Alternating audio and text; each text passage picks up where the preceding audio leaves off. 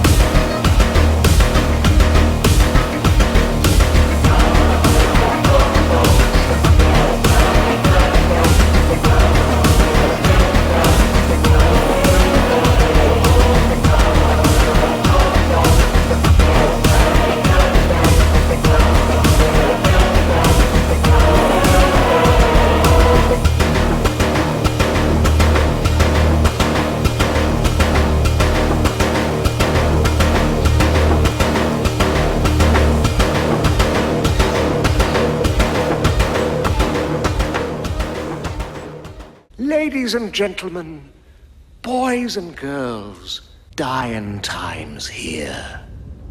So the scenario for this one is Fuel Hunt. Both gangs receive D3+7 custom selected crew members for this battle report. And the victory conditions for this one is whoever has the most fuel points by the end of the battle report ends up being the winner. And we have 12 fuel caches stashed on the tabletop that we will be participating for.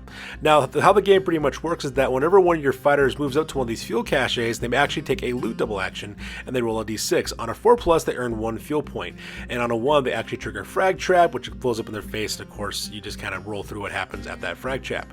Now, at the same time, we also have the special rule running low on fuel, which means you roll a d6 for each vehicle activation, and on a roll of a 1, the vehicle is stationary and stalled. Now, for the rewards on this one, you earn D3 times 10 credits for each fuel point that you manage to capture. And when it comes to experience, each fighter who also gains a fuel point earns a bonus experience point, and for each fighter who participates in the scenario also earns additional experience point as well. The winner also earns D3 points of reputation, and the gangs who bottle out also lose 1 point of reputation. So with the scenario rules over with, let's go ahead and talk about our deployments. Alright, so let's go ahead and talk about the battlefield real quick. As you can see, this is the mini-map. Everything that'll be in yellow represents the Rusty Nails of the Slaver Guild Outcast. Everything in cyan will be the Pale Horse Posse of House Orlock. And if you notice, we have a bunch of orange spots all over the map. Those orange spots represent the different fuel points that you can actually try to loot and try to capture for your gang as well. Another thing we also got to talk about too is that the sub-event shutdown sanction has also been put in place. In case you're not aware what the shutdown sanction is, pretty much it is an environment that was created by Dr. Drybrush, and what it does, it basically limits you from actually doing trade. Everything on the rarity table is now +2 on the rarity for every item in the trading post. At the same time, anything you buy from your house list also has a 33% increase in price, running up to the nearest 5 credits. And the reason why Dr. Drybrush created this is to represent the fact that the sump is slowly coming to life and the mutated creatures that live there are waking up. So it's actually being put down in lockdown, so that way the enforcers can actually bring some order back into the streets as well. So now that we talked about the oversize of the battlefield, let's go and talk about where all the fuel caches are located at on the tabletop. So starting on the southern edge of the tabletop, on the bottom left-hand corner on the second floor of the ruined office building is one of the fuel caches. There's also one on the bottom right-hand corner as well on the platform there from that little ruined corner building that's on the bottom right-hand corner of the tabletop. In the relative center of the tabletop, we have the sniper's tower. On the very top there, we have a fuel cache. And we have a second one on the lower platform of the sniper's perch as well. Smack dab in the middle of the tabletop, we have the MCI Chemical Work Towers. As you can see, we have some fuel tanks as well as a shanty. On that shanty on the second level, there is a fuel cache. And there's no one located on the fuel tank on the top part of the terrain piece. Next to the bottom left-hand corner of the MCI Chemical Works is the Crow's Nest, which is a very fan favorite piece of terrain that we have on our channel. And we have another fuel cache right there on the top of the Crow's Nest. And next to the MCI Chemical Works on the left-hand side, we have the Corvega Billboard. As you can see, we have one fuel cache in the top of it. And we have another fuel cache on the next billboard on the other side of that terrain piece. On the right-hand side of the terrain, on the tabletop, we have our office building there. On the third level, we have another fuel cache located there. And on the top right-hand corner of the tabletop, right next to the fuel tanks, we have another fuel cache. And finally, in the top left-hand corner, we have our very last fuel cache next to that concrete pillar. So the battlefield being discussed, let's go ahead and talk about deployment real quick. So as you can see, my gang is deployed on the bottom edge of the tabletop, and I'll be represented by all of these symbols located in yellow on the left-hand side of the mini-map. On the far side of the table, up on the top, is where the Pale Horse Posse, played by the House Orlock, by my buddy Iron Major, is located at, and they'll be represented by all the cyan-colored symbols on the right-hand side of the tabletop as well. So as you can see, most of our gangs are deployed on the battlefield edges, but at the same time, though, we also have a couple guys in the middle of the tabletop who utilize the Infiltrate special rule. So let's go ahead and talk about exactly where everyone is located at. So here's over a shot of the entirety of the battlefield. As you can see, we're playing on a 4x4 table as well. Now for my battle plan on this one, it's actually quite simple. I do have one of my champions who used her infiltrate skill to get directly onto the sniper's tower. My goal there is to secure both those fuel points. If you also notice too, I also have my fighters mounted in their vehicles on the bottom edge of the tabletop. I have my left-hand fighter and my right-hand of ship having located there, so that way my fighters can grab those fuel points, and then my center of ship, the Blacklight, is going to try to go forward and lay down some suppressive fire and secure the fuel point along the Crow's Nest, and then make my way to the MCI Chemical Works. So starting out with deployment on the bottom left-hand corner, I have Gothmog, my Beastman Hunt Leader, as well as Reinhardt Rustlung, one of my Hive Scum armed with twin auto pistols, as well as Lasher Hicks, who's one of my Hive Scum armed with a shock whip as well. And as you can see, they're also mounted upon Sundown, my vehicle. Now if you'll notice, my Sundown's weapons vehicle upgrades have changed a little bit. The reason why is because I decided to get rid of my Glitz Injector and decided to put a transport bit on my vehicle because there's just no way I was going to be able to transport my fighters. Unfortunately, I did not make very wise decisions when it came to my vehicle choices this campaign, and it's been kind of affecting me, so in the future I'll probably make wiser decisions in future campaigns. So in the center of my deployment zone is my champion Ursus the Boar, who's the Outcast champion's armed with a grenade launcher. Also on board that vehicle as well as Verdict Kendron, which is the special character bounty hunter that was created by Dr. Drybrush for our community event. I decided to hire that guy because he is a close assault, close quarters battle beast. The guy is just an absolute monster and a unit onto himself. And then also they're mounted on my second light vehicle Blacklight, which also has a grenade launcher with frag and crack grenades. And finishing my deployment on the far right, bottom right hand corner of the battlefield is Stuka Decay, which is one of my Outcast Hive Scum armed with the last gun. He has also got the two Hive Scum fighters, Johnny the Boy, as well as Starbuck. They're equipped with stub gun with dum-dum rounds. They also have fighting knives. They also have blasting charges. And lastly, they're also mounted on Grievous 2.0, which is my last of my light vehicles. And lastly, deployed by herself using her Infiltrate special rule is my Corella Corsair, my last of my Outcast champion. She's got a hand flamer as well as a chainsword, and she's deployed directly on the top of the sniper's tower. So moving on to Iron Major's deployment for his Pale Horse Posse. In the center of the MCI Chemical Works on the second floor of that shanty is Carl the Wasteland Walker. He is the gang's Outland Beastmaster, and as you can see, he's also deployed with all three of his Millisaurs, which are Drudge, Slurp, as well as Muzzle. So all four of those characters are purely controlling that center battlefield terrain piece with that MCI Chemical Works. And lastly, mounted on the back of the Knight Rider is the rest of the Pale Horse Posse. We have Howler, Bellringer, as well as Roadkill. We have the two Wreckers, Flex, as well as Pearl. And we also have Tulok, which is the champion's armed with the combo weapon with a melted gun as well as a bolt gun combined. We also got Black Tom, which is one of the greenhorns that he recruited over the course of the campaign. And also we have Lugger, which is the brand new cargo servitor that he actually recruited for his gang during the downtime phase. And that guy's armed with a heavy bolter. So that ship is just loaded to the gills with all kinds of hurt, and I'm not looking forward to fighting against those guys. So that being said, with deployment over with, we go directly to the top of turn number 1, and both Iron Major and I roll off for initiative to see which of us has priority. So that takes directly to the top of turn number 1, and the Outcasts get to go first, so I have priority on this one. And the very first thing I do is activate Corella Corsair. And as you can see on the little mini-map, my little Corella Corsair character has been highlighted with green, and that's represent the fact that she has been activated. So what I decided to do, of course, is to do a double action to loot the fuel point that she's right next to. I roll a 4 on my D6, which means I also secure a fuel point for myself. So at the end of the scenario, I get additional D3 times 10 credits. At the same time, also earn a bonus experience point for my Outcast champion. So Iron Major gets activated next. He decides to activate Carl the Wasteland Walker, who also does a group activation with all three of his Millisaurs as well. If you'll notice, Carl the Wasteland Walker's icon has been highlighted with magenta, and that's to let you, the audience, know that means that fighter has been activated. So, Carl the Wasteland Walker does a double action in order to loot the fuel point, and unfortunately for Iron Major, when he rolled his D6, he rolled a 1, which means he triggers a frag trap. So you can see a little mini-map, that little red circle around that fuel point has exploded. It also catches Carl the Wasteland Walker as well as 2 of his Millisaurs as well, so they'll be caught within that blast radius.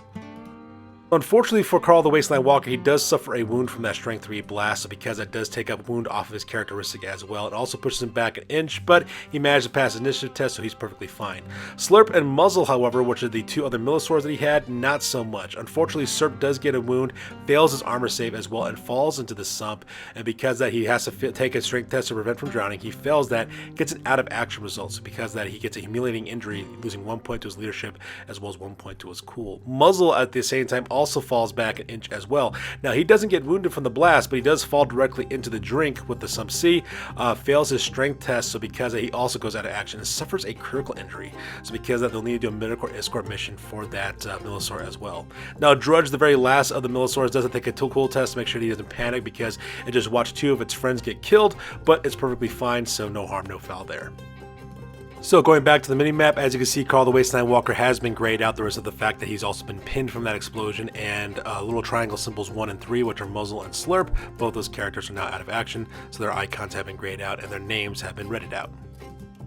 So because of that, after that disastrous fuel point check, we now go directly back to the Outcasts of the Rusty Nails, and the very first thing I decided to do is activate Starbuck, which is one of my one of my Scum Fighters that I get for my Pit Fighter territory.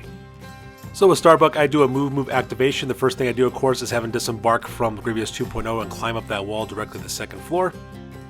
And then from there, of course, he finishes his activation going right next to that fuel point. So unfortunately, I will need to wait till my next turn in order to loot that fuel point because it takes a double action in order to do that. So going back to the other side of the tabletop, as you can see, my buddy Iron Major decides to activate Pearl, which is one of her wreckers. That's why she's been highlighted in magenta. So Pearl's going to do a move activation, and luckily for her, she is a wrecker, so she does have a jump booster, which means she never has to worry about touching the ground when she moves across the battlefield either. So with the YOLO in the air, Pearl basically does double sets of movements. I think she travels something like 11 or 12 inches directly to the top right-hand corner of the tabletop, where she lands next to that concrete bunker, so that way she can activate that fuel point on her next turn. So not to be outdone by Iron Major, I decided to activate one of my fighters, Lasher Hicks. Lasher Hicks is one of my Outcast Hive Scum, armed with a shock whip as well as a stub gun. I'm going to have him do double activations to go directly to the second floor of this office building. As you can see, he has no problem whatsoever making those double movements directly to the next floor. Unfortunately, I do have to wait till my next turn before I can actually open up that fuel point because it takes a double action in order to loot that. So going back to Iron Major, the next fight he decides to activate his Flex, which is the second of his wreckers. He's also going to use his jump boosters in order to move across the battlefield. He does a double movement. I believe he moves 13 inches, rocketing across the battlefield and landing right directly on top of those fuel tanks where the last fuel point is located at. He will also need to wait until the next turn before he can activate Flex in order to loot that fuel point. As you can see on this little mini map, you can see that player number 5, which is Flex, has also been highlighted in red with that blue arrow showing that he's rocketing to the upper hand corner as well. So for my activation, I decided to do a group activation with Ursus the Boar, my champion, who also has a group activation with Blacklight. Now, Blacklight basically does a move action and then another move action in order to fire his grenade launcher directly at the Knight Rider. As you can see, he moves up forward 10 inches, kind of skirting right next to the crow's nest. My plan here is so that way Vader Kendron in his next activation can then dismount from the black light and then climb the top of the crow's nest, so that way he can get that fuel point. At the same time, I have a beautiful line of sight shot directly towards the Knight Rider, with not only with Blacklight with its grenade launcher, but also Ursus the Boar, who could also, both of those guys can fire both of their crack grenades directly at that ship.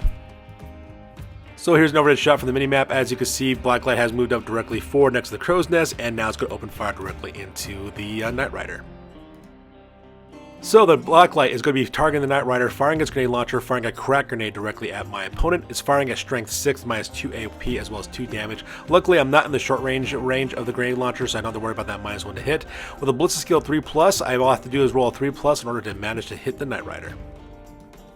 My hit is good, so because of that, the crack grenade goes smashing directly against the side toughness hull of the Knight Rider, and it also explodes as well. I have a strength 6 attack versus a side toughness of 8 for the Knight Rider, so because I'll need to have a 5 up in order to wound. And I actually managed to wound as well. Got a perfect 5 on that one, so because of that, my buddy Iron Major does make an armor save for the Knight Rider. With that minus 2 AP, though, it drops his armor save down to a 6+, and unfortunately for Iron Major, though, he fails his armor save. So we go directly to the damage dice, and luckily for Iron Major, I got a glancing hit to the engine, so nothing all that great. So because that Knight Rider is stationary installed, so because of that, from whenever he decides to activate the Knight Rider, it'll basically need to take a handling test to see if they could actually get the vehicle moving with a -1 handling test. But wait, there is more, because this is only the first half of my group activation. Now I get to use Ursus the Boar, which is my champion. As you can see, he's been highlighted in green as well, and he's going to open fire with his grenade launcher, taking a basic action aim first and then firing with his grenade launcher as well. So here's a close-up of Ursus the Boar getting ready to open fire with that grenade launcher. He does have a pretty good, decent ballistic skill, the ballistic skill of 3, but I want to make sure he actually lands that shot, so I'm going to take a basic action aim so he gets +1 to his hit. So once again, I am opening fire with my grenade launcher, firing a crack grenade. I get +1 to hit because of my aim action. I'm striking at strength 6 minus 2 AP as well as 2 damage. With my ballistic skill of 3 and combined with that +1 to hit with that aim action, I just have to make sure I roll a 2 or higher in order to hit the Knight Rider. I do manage to hit, but unfortunately I do fail an ammo test, so because of that part is quite sad. I also fail that ammo roll as well, so because I'm completely out of hand grenades, completely out of crack grenades, so I'll need to roll up later on if I want to reload my grenade launcher to open fire against that target. However, though, I am striking at strength 6, which is quite nice, but however, the Knight Rider does have a side toughness of 8, so I need to roll a 5+ in order to wound. So unfortunately, while my ammo roll wasn't that great, I do manage to wound those. That part is quite good. My -2 AP for my crack grenade does drop the Knight Rider's armor save to a 6+ to save, and unfortunately for Iron Major, though, he fails that armor save. So we go to the damage dice on the vehicle. I managed to get a penetrating hit on the body, which means I get structural damage on the vehicle as well, which means that it loses 1 hull point and requires a handling test for the Knight Rider. So luckily for him, he does manage to pass his handling test. However, if he did fail his handling test, it wouldn't be that bad because all it means is that his vehicle is just stationary installed, which it currently is. But that's perfectly fine though, because I did take a hull point off the vehicle, which is kind of nice as well. So that part is quite cool. So after being shot twice by grenade launchers firing crack grenades, Iron Mage decides to activate the Knight Rider. He decides to do a jump start action, which he manages to pass, and so because he manages to move his vehicle forward in order to get it behind cover so that he doesn't get shot at anymore. And as you can see, the Knight Rider just kind of trudges along, going right between the foxhole as well as the MCI Chemical Works, just kind of going forward, just so that way its vehicle is completely obscured with a terrain piece, so that way it doesn't get shot with grenade launchers ever again. And here's an overhead shot of the little mini-map. As you can see, the Knight Rider has been grayed out as well. It also moves forward a couple inches behind the MCI Chemical Works, so that way it doesn't keep on getting shot at by my crew members with their grenade launchers. So going back to my activation, I decided to activate Verdict Kindron. I decided to activate that character, having moved directly towards the fuel point on top of the crow's nest. He does a double series of movements going across the crow's nest and climbing up to the top of it, so that way he can activate the fuel point on my next turn. And here's an overhead shot of the battlefield. As you can see, player number 7, which is Verdict Kindron, he moves up directly towards that crow's nest, so that way he can secure that very fine fuel point, which is located on the top of that terrain piece. So Iron Mage decides to take the offense. He does a group activation with Howler, who actually activates both Tulok as well as Black Tom. Tulok, of course, is a specialist armed with a melta gun, bolt gun combo weapon, and Black Tom, of course, is one of his greenhorns. They decide to actually dismount the Knight Rider and actually to start assaulting the MCI Chemical Works. All three fighters do double movements climbing up the top of the MCI Chemical Works, so that way they can secure that fuel point directly on top of the tank, and at the same time have some really good point of view vantage points from those fuel tanks, that way they can open fire with their melta guns as well as their bolters. So it's a really good support by fire position for those characters. And as you can see from the overhead shot from the minimap, players number 1, 6, and 7, which are Howler as well as Black Tom and Tulok from the Orlocks, have been highlighted magenta to represent the fact that they have been activated. So going back to the Outcasts from my gang, I decided to also do a group activation as well. I activate Gothmog, my leader, who does a group activation with Reinhardt Rustlung, which is one of my Outcast Hive Scum, armed with twin auto pistols, as well as Sundown, the vehicle that is activating it. What I decided to do is basically do a double movement with Sundown, moving directly towards the MCI Chemical Works, so that way I can cross the Sump Sea, get to the base of that terrain feature, and then I have Gothmog declare a charge against Carl the Wasteland Walker. As you can see, Sundown has no problem making that distance. Even though it's a light vehicle though, those things are hella quick, so I move it directly towards the base of the MCI Chemical Works, and then I decide to activate Gothmog next, who decides to make a charge. I roll my D3 and get a perfect 6 on that one, so because that Gothmog has an 8-inch charge distance, it goes directly towards the Carl the Wasteland Walker, and now both of them are engaged in close combat. And here's a close-up of the mini-map of the overhead shot of the battlefield so that we can see what's going on. As you can see, I got that long, full-throttle charge distance with my vehicle, just doing forward 3 times wound allowance directly to the base of the MCI Chemical Works. And as you can see, Gothmog charges off the vehicle directly into Carl the Wasteland Walker. So, Gothmog is a close combat monstrosity targeting Carl the Wasteland Walker. He's armed with both a heavy rock cutter striking at strength 8, minus 4 AP and 3 damage, as well as an arc welder striking at strength 6 with minus 3 AP, 3 damage, and blaze. Now, typically both those weapons do have the unwieldy trait attached to them, but Gothmog has the bulging bicep skill, so that way I can use both those weapons in close combat. So I have 4 attacks at base. I get 1 additional attack for charging, as well as 1 additional attack for having 2 close combat weapons. Give me 6 attacks total. I decided to strike 3 times with the heavy rock cutter, as well as 3 times with the arc welder as well. And with a weapon skill of 3+, all I gotta do is roll a 3+ in order to hit. So, roaring with Bloodlust, Gothmog decides to strike because he is all amped up on Fenzon as well. So he's like a total, like, you know, what was it we're looking for? Steroided out, roided out, frenzied monstrosity. But as crazy as it may sound, I only land half of my attacks. I managed to hit 3 times with a heavy rock cutter, but for my arc welder, I missed every single one of my rolls for that, so totally whiffed it on that part. But anyways, so the heavy rock cutter, striking at a strength of 8 against a toughness of 3. Needless to say, I just needed to roll not a 1 in order to wound against Carl the Wasteland Walker.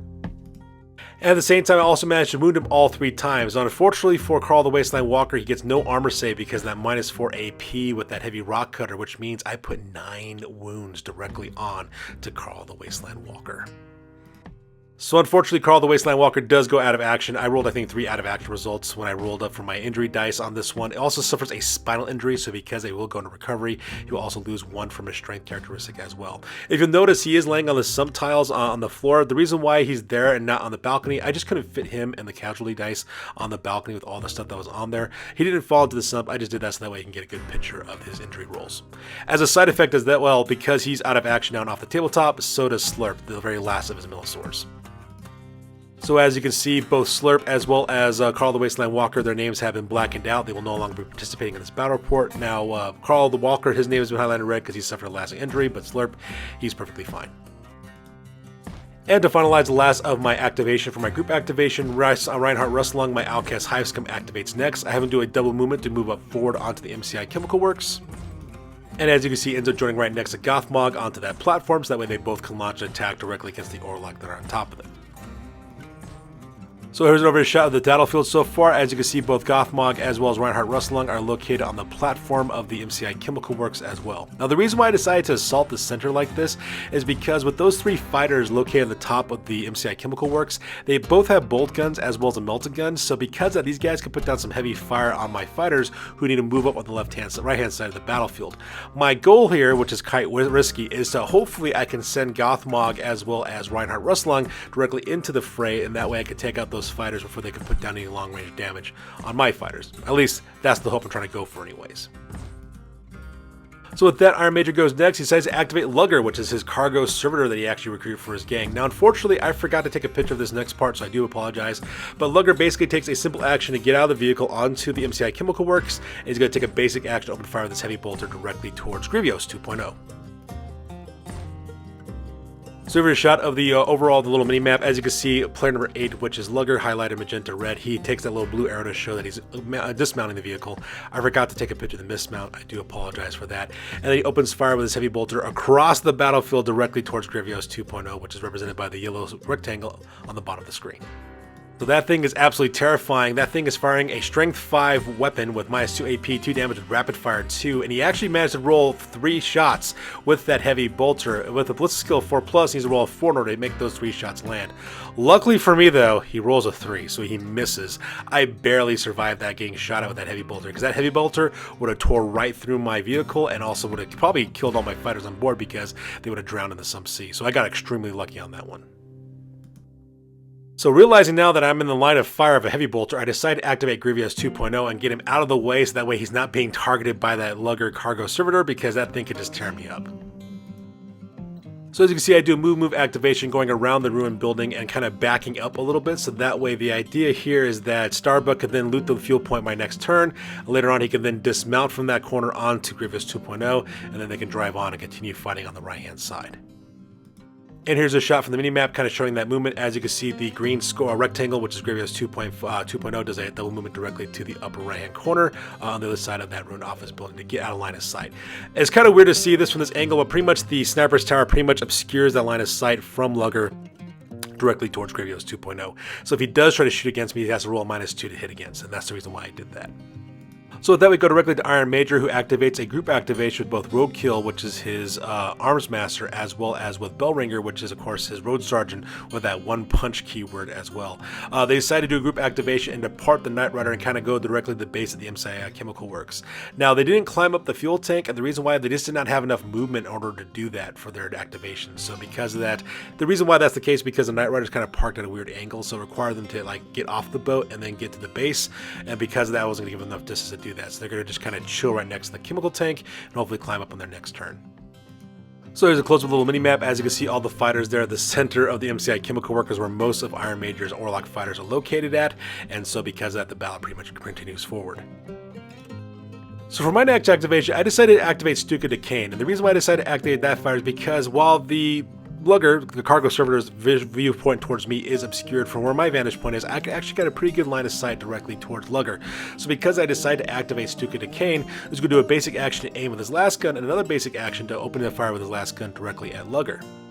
So here's a downward shot of the tabletop. As you can see, I can kind of skirt right past the sniper tower base, past that ladder directly towards Lugger. On the other side though, this cargo servitor though, not so much. He's got that mound right there, and the way that the terrain piece is built, his viewpoint towards me is obscured, but mine isn't to him. So that part was actually quite lucky. So here's over a shot of the tabletop. As you can see, player number 6, which is Stuka, has been highlighted in green. He's of course got that red line directly towards Lugger, so that way I can open fire directly towards that cargo servitor. So the last gun, I get a +1 to hit with my last gun because I'm taking a basic action aim. I'm also striking at strength 3 with 1 damage as well. I have a ballistic skill of 4, so in order to hit Lugger, I gotta basically roll a 3+ in order to hit.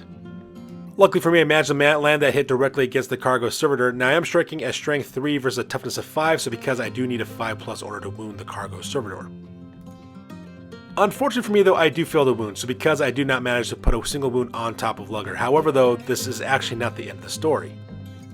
And the reason why that is the case because I managed to pin the cargo servitor, and so because he needs to take a initiative test to see if he falls into the sump.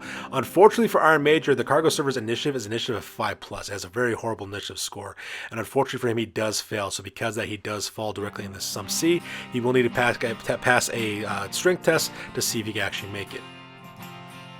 And unfortunately for Iron Major, he rolled a 1 on the initiative test, so because of that, he does fail. And strength test, I'm sorry, he does fail, so because he does drown in the Sump Sea, and he actually suffers a 31, which is Horde Scars, which basically means that he actually has now the Fearsome skill on top of him. So not only is this cargo servitor packing a heavy stubber, it is now Fearsome, which means that anybody wants to charge against it, it actually has to pass a willpower test before they can do so. So this thing is all kinds of dangerous now. And with that, that takes us directly to the end of turn number 2. As you can see, here's an overhead shot of the battlefield. As you can see, my forces are moving across the battlefield. We're pretty much on the center part of the battlefield now, making our way directly towards the Orlock fighters. I also got a couple of fighters in the back corner trying to loot some more fuel points, that way I can earn some credits for myself. And at the same time, the Orlocks are pretty much clustered around the center of the battlefield as well. And here's over a shot, a little mini-map during the end phase as well. Luckily for Iron Major, he has no problem passing his cool test, his bottle test, so because his gang's still on the tabletop as well. As you can see, I do have a couple of fighters who are unactivated at this point, but that's perfectly fine because that's pretty much how it goes. And as you can see, player number 8, which is Lugger, he's been blackened out and his name has been highlighted in red to represent the fact that he is out of action. So with that being said, we're going to directly to the top of turn number 2, and both Iron Major and myself roll off for initiative to see which of us has priority.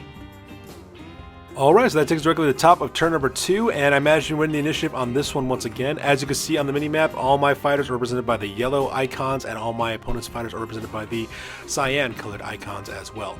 And of course, we will change the color as the characters are activated. We'll also show you arrows when they show movements, as well as red arrows whenever they're opening fire with shooting attacks as well. And also red arrows in case we're charging into close combat. So my very first activation, I said to activate my leader.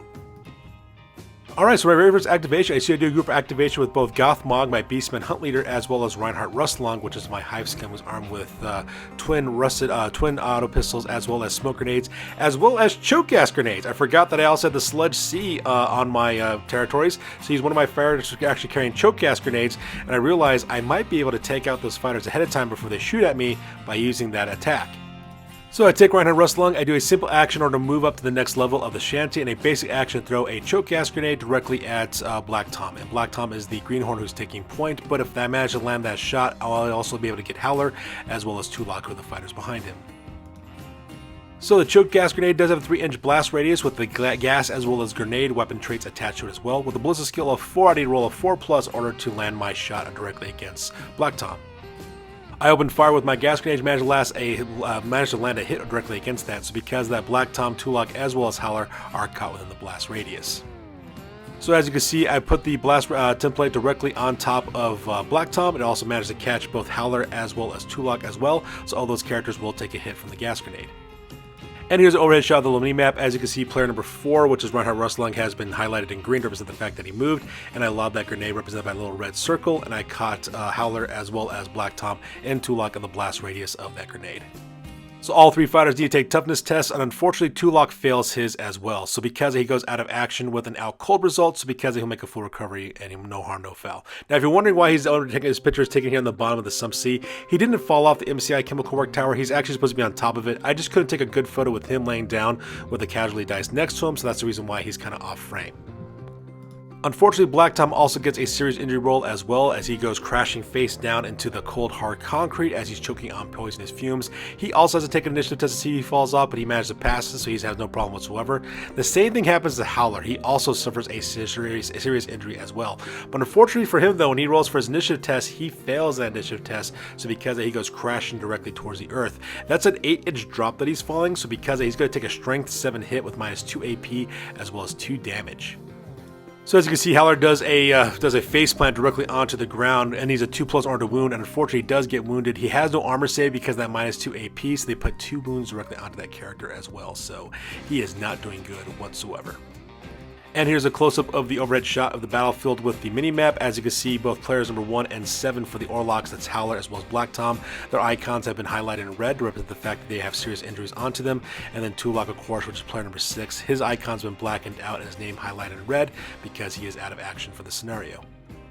And finishing out the very last of my movements, of my activations, is Gothmog. I do a double movement directly onto the top of the shanty. Unfortunately, though, just so unfortunate on this one, I had to do double movements in order to go across him so that way I can get close to him. So I won't be able to take him out of action yet. I was hoping I was able to get within distance to do a fight action or to charge against him, but that wasn't going to happen. So I'll have to wait till next turn to hopefully take out that Greenhorn.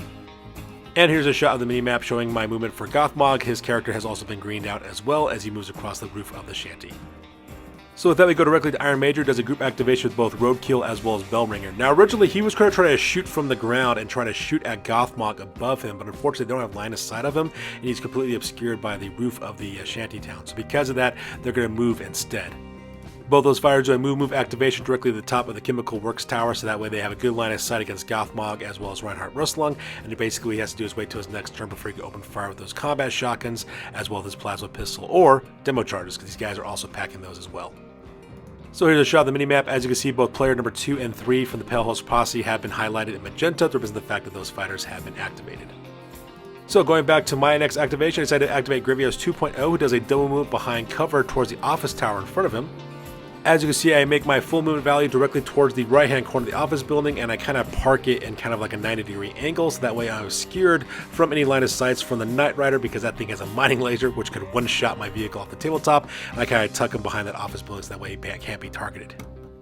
And here's a close-up of the mini-map. As you can see, fighter number 3, Grevios, my green rectangle, that's what represents the fact that he's been activated, and he makes his move directly to that office tower in the right-hand corner of the battlefield. So going to Iron Major, he activates Pearl, who does a double action to loot the fuel point. Unfortunately for her, though, she rolled a 3 on that one, so because of that, Iron Major doesn't get anything for that activation. So unfortunately, things are not really working out for Iron Major at this point.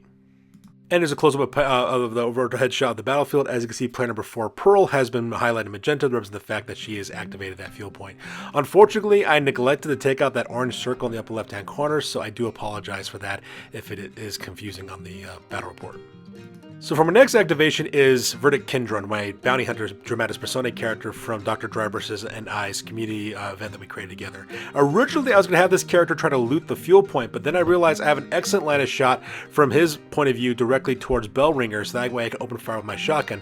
So I decided to focus on that instead. I took a basic action, aim with my shotgun, and another basic action, open fire with a solid slug directly towards the road sergeant.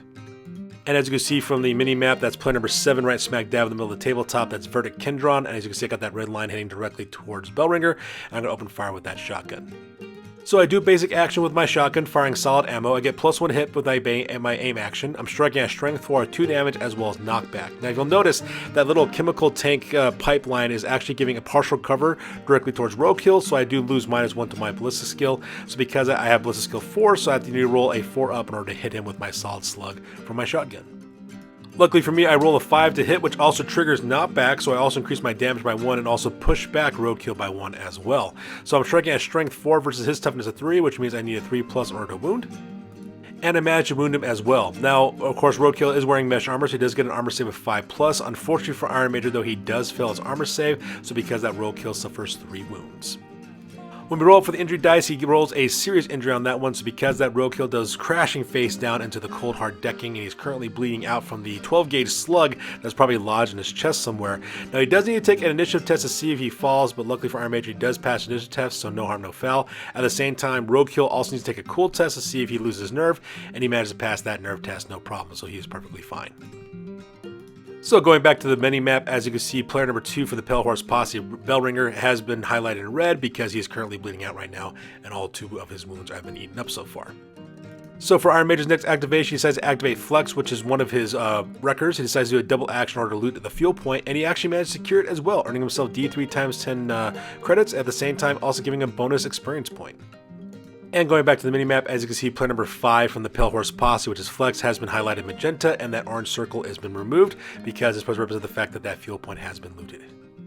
So for my next activation, once again, I do a group activation with Ursus the Boar, who also activates Blacklight, my light vehicle. I decided to have my vehicle Blacklight go first. It's going to do a simple movement forward in order to do a movement of his maximum movement allowance, and then followed by a basic move and shoot action, moving up only half its movement allowance, and then opening fire with his grenade launcher. As you can see, I move forward 10 inches, and I kind of angle my vehicle's approach. That way I can see the back rear of the vehicle of the Knight Rider, so that way I can open fire on it as well. If you'll notice, there is an ammo counter directly on top of Blacklight. That's because that's not the vehicle's ammo counter. That's actually Ursus the Boar's ammo counter. So here's overhead shot on the minimap. As you can see, the Blacklight has moved up forward its maximum movement allowance of 10 inches forward, and is also going to open fire directly on the rear toughness of the Knight Rider as well. So once again, Blacklight's going to target the Knight Rider, opening fire with his grenade launcher, lobbing a crack grenade directly at it, striking at strength 6 minus 2 AP as well as 2 damage. And with a Blizzard skill 3+, all it needs to roll is a 3+ in order to hit. So Blacklight managed to make the hit, but it also needs to take an ammo roll because unfortunately I rolled a ammo icon on the dice. Unfortunately, I failed my ammo roll, so because of that, Blacklight will need to pass that ammo check before I can open fire with his grenade launcher again. However, though, I am striking at strength 6 versus a side toughness of 8. I need 5+ in order to wound, but unfortunately, I failed to wound, so that part was quite tragic. So Ursus the Boar goes next. I do a simple action to a reload action, and I rolled a 6, so because of that, I managed to reload my grenade launcher and at the same time remove the little ammo counter directly off of Ursus the Boar, even though there is an ammo counter directly on Blacklight. But still, having a bit of a shot with a grenade launcher is always a fun time. So once again, striking out of the grenade launcher, firing a crack grenade directly to the Knight Rider. I got a strength of 6 with minus 2 AP as well as 2 damage, and with a Blizzard skill 3+, I just need to roll a 3 in order to hit. The grenade launcher explodes directly on the side of the Knight Rider as well, so with a strength of 6 with a toughness of 8, I need to roll a 5 up in order to wound. So the wound is good. I managed to put a wound directly onto the Knight Rider. Now with the Knight Rider's armor save gets dropped down to 6+ because of the minus 2 AP from the crack grenade, and unfortunately for Iron Major, he does fail his armor save. So we go to the damage dice. It ends up being another penetrating hit to the body, which means structural damage also takes place, so I do take off another health point directly on that. Now because of that hull point is now hull points 2 on the Knight Rider. He once again needs to take a handling test. Unfortunately, he fails his handling test, so because of that, Knight Rider becomes stationary and stalled yet again. So here's our overhead shot of the battlefield, little mini-map. As you can see, the Knight Rider has been grayed out in gray to represent the fact that it is stationary and stalled now. So that part was quite good for me. I was hoping for something a little bit better, but you know, like something exciting like that took place during our Sump Tsunami event, but I don't know, I'll take what I can get.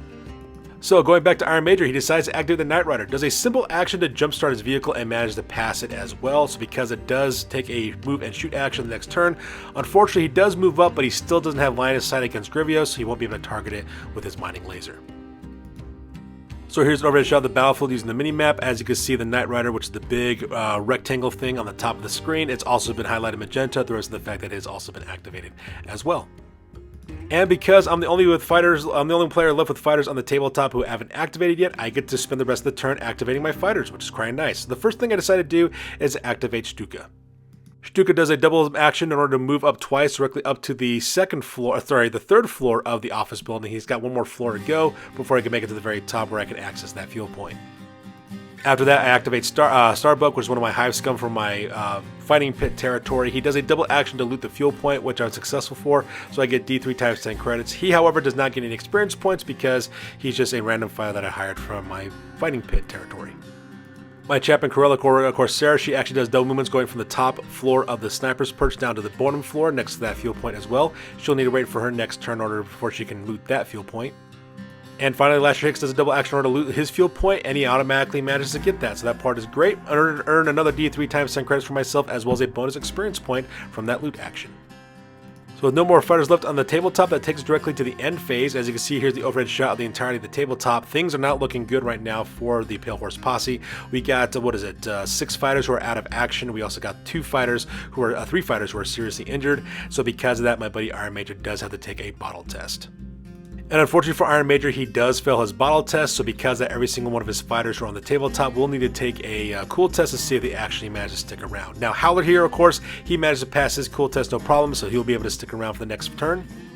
Unfortunately for Iron Major, though, Bellringer, his Rose Sergeant, does fail, but his Arms Master, Roadkill, he passes. However, Pearl, which is one of his wreckers in the upper left-hand corner of the tabletop, she fails her cool test. And Flex, his second record, also fails his cool test as well. Black Tom, which is the Greenhorn, as well as a Knight Rider, both those characters manage to pass their cool tests, so no harm, no foul. So with the battle test, as you can see on the tabletop here, the characters have been whited out, which are characters number 4, 2, and 5, which are Bellringer, Pearl, and Flex. Those guys have fled the tabletop because they failed their cool test. So as you can see, not very many fighters are left on the tabletop. And now that we're done with the battle test, we go on to the recovery phase.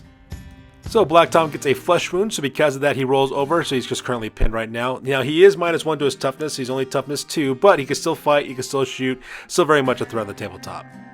Howler, on the other hand, rolls an out of action result, so because of that he actually goes out of action with an out cold result. So because of that he will no longer be participating in the battle report, but he'll make it for recovery no problem.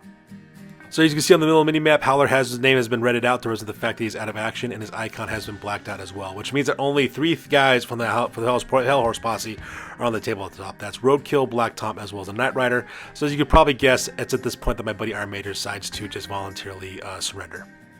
And with that, that takes directly to the end of the game with a victory for the Slaver Outcasts of the Rusty Nails. So I managed to secure my very first victory for the second half of the campaign, which is a great way to start a second half of a campaign. If you're going to start a second half, might as well start off with a victory. So that being said, we're going to directly to the post game because this battle report is now officially over. That's it, man. Game over, man. It's game over. Alright, now it's time for the After Action Report. This is the part of the battle report where we talk about what went well, what went poorly, and what we can learn for the next time that we do battle.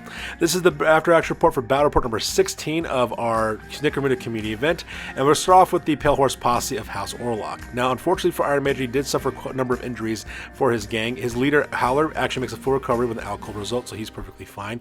Same thing with his character, Tulok, which is actually one of his specialists, who also made an out cold result as well, so he's perfectly fine too. Lugger, which is his cargo servitor, suffered horde scars, so because he does gain the fearsome skill as a result of that, at the same time he's perfectly fine as well.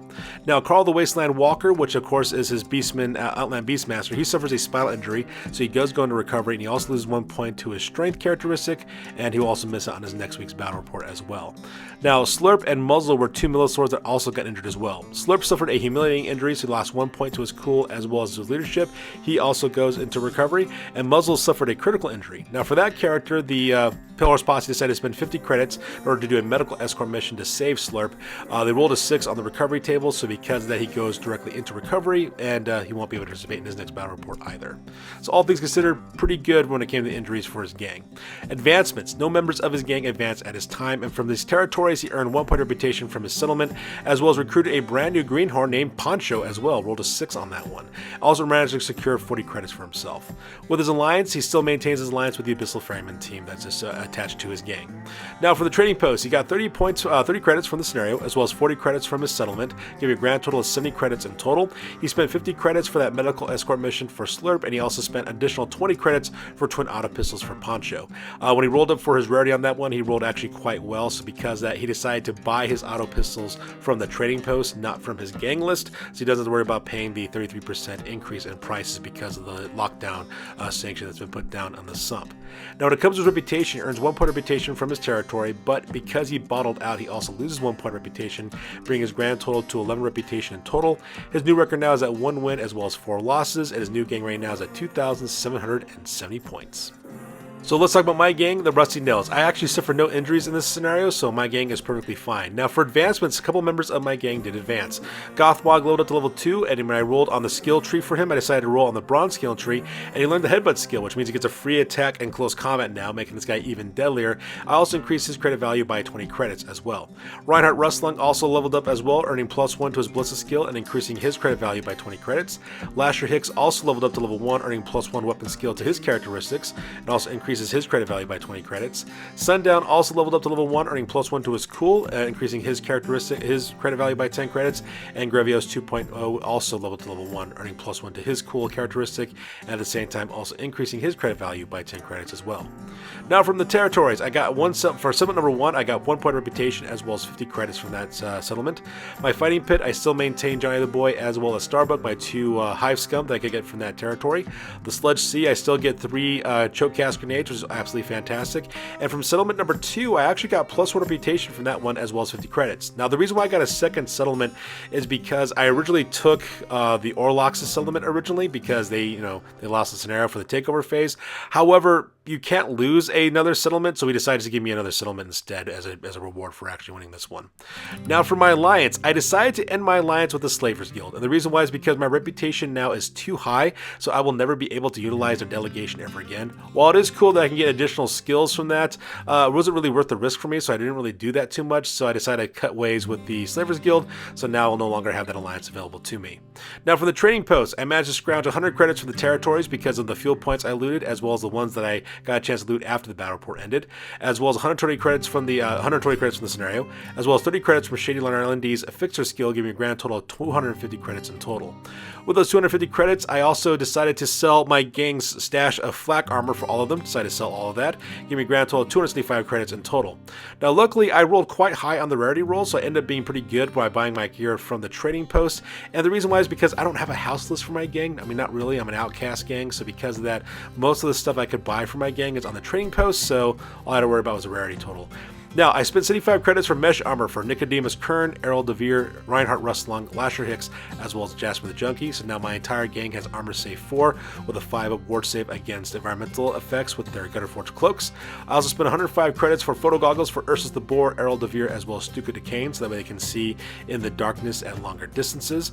I spent 30 credits to recruit a brand new hanger-on. I decided to recruit out the brand new Hive Watcher that's available from the Spire of Primus rulebook for the Manthic Succession. That character's named is the Lurking Leerer, and I decided to have that guy just in case if anybody I go up against has infiltrate, I can kind of like stop them from getting close to my fighters.